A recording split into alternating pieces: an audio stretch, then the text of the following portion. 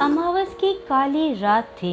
गांव के पास के जंगल में स्थित शमशान में आज बहुत हलचल हो रही थी और इस हलचल के पीछे का कारण था एक चुड़ैल के प्रसव का समय अब करीब आ गया। बहुत सारी चुड़ैलें उस गर्भवती चुड़ैल को घेर कर खड़ी थी और मन ही मन कुछ बातें कर रही थी। उधर वो चुड़ैल दर्द से कहरा रही थी, आ आ आ आ आ आ आ। थोड़ी देर बाद उसके पास खड़ी चुड़ैलों ने जोर से फूंक मारी। वहाँ तेज तेज हवाएं चलने लगीं।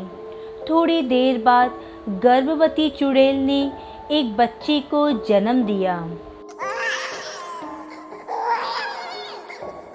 मत रो बच्ची, मत रो तू, ये कहकर उस चुड़ैल ने अपनी बेटी को गले से लगा लिया। इसके अगले दिन गांव में रहने वाला पंकज कंप्यूटर पर काम कर रहा था। रात के 11:30 बज रहे थे। तभी उसके फोन की अचानक घंटी बजती है। फोन की स्क्रीन पर अननोन कॉलिंग लिखा आता है।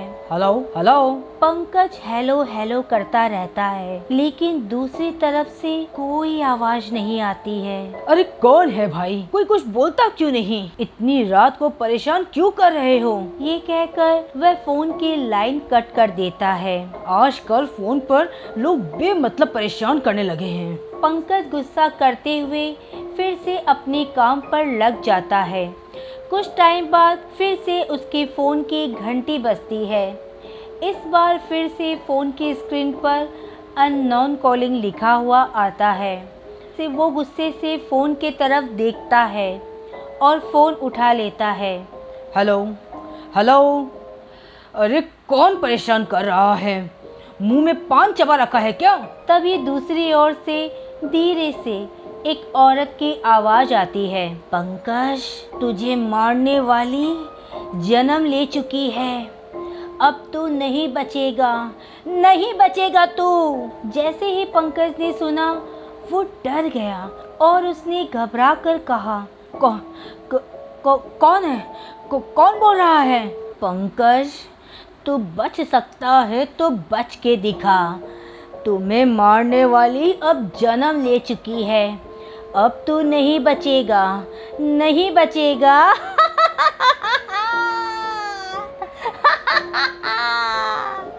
पंकज डर गया। ये कौन हो सकता है? कौन मुझे इस तरह आधी रात को धमकी दे रही है? पंकज इलाहाबाद की एक बड़ी कंपनी में काम करता था और अपनी माँ और बहन के साथ रहता था। अब पंकज का मन काम में नहीं लग रहा था। कल उसे एक प्रोजेक्ट देना है, इसलिए फिर से कंप्यूटर में काम करने लगा। काम करते करते अचानक से उसका कंप्यूटर बंद हो गया और ओहो, अब इसको क्या हो गया? वो कंप्यूटर को रीस्टार्ट करने ही वाला था कि कंप्यूटर अपने आप ऑन हो गया। लो, अपने आप बंद भी हो गया और चालू भी। लगता है कोई भूत घुस गया है इसके अंदर। लेकिन कंप्यूटर जैसे ही ऑन हुआ उस पर अपने आप लिखा हुआ आने लगा। अरे फिर से इसे क्या हो गया? ये क्या लिखा हुआ आ रहा है? पंकज कंप्यूटर स्क्रीन पर लिखे हुए को पढ़ने लगा, लेकिन जैसे ही उसने पूरा पढ़ा उसके मुंह से चीख निकल गई। पंकज, तुझे मारने वाली अब जन्म ले चुकी है। अब तू नहीं बचेगा, नहीं बचेगा तू। अरे अरे, ये तो वही बात लिखी हुई है जो कुछ देर पहले मुझे फोन पर बोल रही थी। वो ये सब सोच ही रहा था कि एक धमाका हुआ और कंप्यूटर स्क्रीन टूट गई। स्क्रीन का शीशा टूटकर पंकज के चेहरे पर चुभ जाता है और चेहरा लहू लोहान हो जाता है और वो एक बार फिर से चीखता है।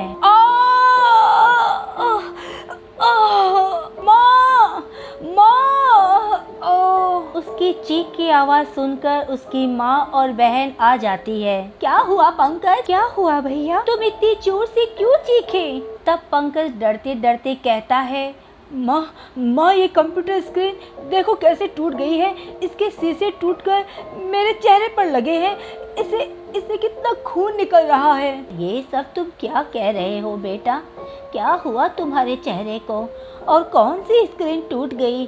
कंप्यूटर तो एकदम ठीक पड़ा है और तुम्हारे चेहरे में कुछ भी नहीं हुआ है। उसके बाद पंकज ने देखा कि उसका कंप्यूटर तो एकदम ठीक पड़ा है और उसने अपने चेहरे को आईने में देखा, लेकिन चेहरे पर कोई घाव नहीं था। अभी थोड़ी देर पहले उसके साथ जो कुछ भी हुआ वह उसे कैसे भूल सकता था। भैया, लगता है आप बहुत थक गए हो, अब सो जाओ, सुबह काम कर लेना। पूरी रात पंकज को नींद नहीं आई। उसे कुछ समझ में ही नहीं आ रहा था आखिर उसके साथ हुआ क्या, वो सच था या सपना। अगले दिन वो ऑफिस चला गया, लेकिन उसका काम में मन नहीं लग रहा था, इसलिए वो जल्दी घर के लिए निकल गया। घर में उसकी बहन टीवी देख रही थी। टीवी में उसे कुछ पसंद नहीं आ रहा था, इसलिए वो बार बार चैनल बदल रही थी। कुछ भी नहीं आ रहा, इससे अच्छा टीवी बंद ही कर देती हूँ। वो जैसे ही टीवी बंद करने ही वाली थी कि तभी टीवी पर लिखा हुआ आने लगा ब्रेकिंग न्यूज। अरे, अब कौन सी ब्रेकिंग न्यूज आ गई? तभी टीवी की स्क्रीन पर एक औरत आ जाती है। उस औरत का चेहरा मास्क से ढका हुआ है। अरे, न्यूज वाले अब मास्क पहनकर न्यूज पढ़ने लगे हैं क्या? तभी टीवी स्क्रीन में वो औरत बोलती है, रीना, तुम्हें और तुम्हारे भाई को और पूरे परिवार को मारने वाली पैदा हो गई है। जिस तरह तुम लोगों ने मुझे मारा, अब तुम लोग भी मरने के लिए तैयार हो जाओ। इतने में टीवी की स्क्रीन से चुड़ैल निकलती है। उसकी गोद में एक छोटी सी बच्ची है। उसे देखकर रीना जोर से चीखने लगती है, माँ, माँ, जल्दी आओ, वो आ गई, वो फिर से आ गई। माँ भागकर आती है। वहाँ अपनी मरी बहू मीना और उस नवजात बच्ची को देखकर कांपने लगती है। तब पंकज भी वहाँ आ जाता है। हाँ, ये कहाँ से आ गई?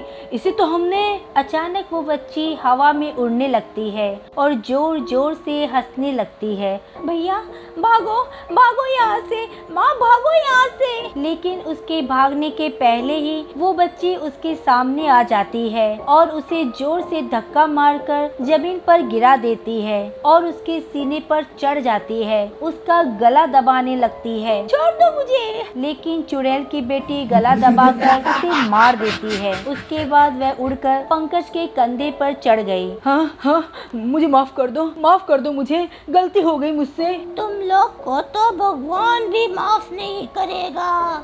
तुम लोगों ने मेरी माँ को सिर्फ इसलिए मार दिया क्योंकि वो मुझे यानी एक लड़की को जन्म देने वाली थी। मेरी गलती हो गई हमसे, माफ कर दो। तुम इसे गलती कहते हो?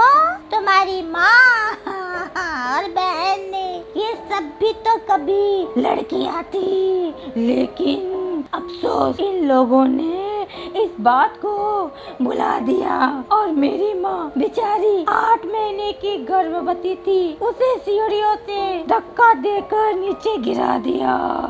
छोड़ूंगी नहीं। पंकज की शादी मीना से हुई थी।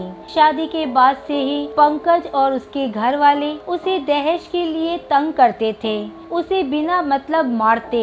इस बीच मीना गर्भवती हो गई, लेकिन जैसे ही पंकज और उसके परिवार वालों को पता लगा कि मीना के गर्भ में लड़की है। सुन मीना, मुझे लड़का चाहिए, लड़की जन्म देने का सोचना भी मत। लेकिन होने को कौन टाल सकता था। उन्होंने धोखे से जांच करवाकर पता कर लिया कि मीना के गर्भ में लड़की है, इसलिए उन्होंने उसे मार दिया और लोगों को ये बताया कि मीना सीढ़ियों से गिरकर मर गई। तुम लोग इंसान नहीं, जानवर हो, जानवर। ये कहकर चुड़ैल की बेटी ने पंकज को मार दिया। अपनी आंखों के सामने अपनी बेटी और बेटा की मौत देखकर पंकज की माँ डर जाती है और भागने का सोचती है, लेकिन तभी चुड़ैल उसकी बेटी उसे हवा में उठा लेते हैं। अरे कोई है, मुझे बचाओ, बचाओ मुझे। उसके बाद चुड़ैल और उसकी बेटी उसे उड़ाकर जंगलों में ले जाती है और वहाँ पर चुड़ैलों के झुंड के पास छोड़ देती है। अपने बीच जिंदा औरत को देखकर सारी चुड़ैलें खुश हो जाती है। हम खाएंगे, बचाओ, बचाओ मुझे। सारी चुड़ैलें मिलकर उसे मारकर खा जाती है।